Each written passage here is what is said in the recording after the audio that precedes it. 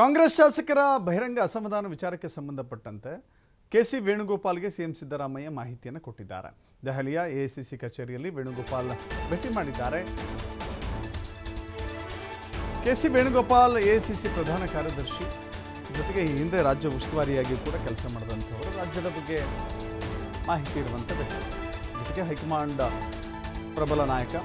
ಹೀಗಾಗಿ ರಾಜಕೀಯ ವಿದ್ಯಮಾನಗಳ ಬಗ್ಗೆ ಚರ್ಚೆ ಮಾಡಿದ್ದಾರೆ. ವಸತಿ ಇಲಾಖೆ ಭ್ರಷ್ಟಾಚಾರದ ಬಗ್ಗೆ BR ಪಾಟೀಲ್ ಆರೋಪ ಮಾಡಿದ್ದಾರಲ್ಲ, ಆ ವಿಚಾರವೂ ಕೂಡ ಚರ್ಚೆಯಾಗಿದೆ. ಸ್ವಪಕ್ಷದ ನಾಯಕರಿಂದ ಸಾಲು ಸಾಲು ಆರೋಪಗಳನ್ನು ಮಾಡಲಾಗ್ತಾ ಇದೆ. ಅಸಮಾಧಾನವನ್ನು ಹೊರಹಾಕಲಾಗಿದೆ. ಕೆಸಿ ವೇಣುಗೋಪಾಲ್ಗೆ ಮಾಹಿತಿಯನ್ನು ನೀಡಿದ್ದಾರೆ ಸಿಎಂ ಸಿದ್ದರಾಮಯ್ಯ. ಸರ್ಕಾರಕ್ಕೆ 2 ವರ್ಷ ಪೂರ್ಣವಾಗಿ ತುಂಬಿದೆ. ಈ ಸಮಯದಲ್ಲಿಯೇ ಆರೋಪಗಳು ಕೇಳಿ ಬರ್ತಾ ಇದ್ದಾವೆ.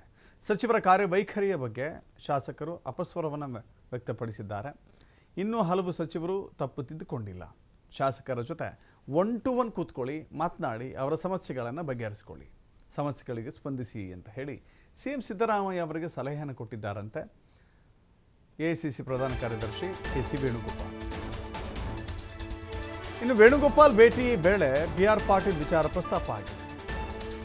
ವಿಷಯ ತಣ್ಣಗಾಯ್ತಾ ಅಥವಾ ಹಾಗೆ ಮುಂದುವರಿತಾ ಇದೆಯಾ ಅಂತ ಹೇಳಿ ವೇಣುಗೋಪಾಲ್ ಹೇಳಿದ್ದಾರೆ. ಇನ್ನೂ ಇಲ್ಲ, ನಾನು ಪಾಟೀಲ್ ಜೊತೆ ಮಾತನಾಡ್ತೇನೆ ಅಂತ ಹೇಳಿದ್ದಾರೆ. ಇಲ್ಲಿಂದ ಹೋದ್ಮೇಲೆ ಮಾತನಾಡೋಣ ಅಂತ ಅಂದ್ಕೊಂಡಿದ್ದೇನೆ. ನಾಳೆ ವಾಪಸ್ ಆಗತ್ತಲೇ ಕರೆದು ಚರ್ಚೆ ಮಾಡ್ತೀನಿ.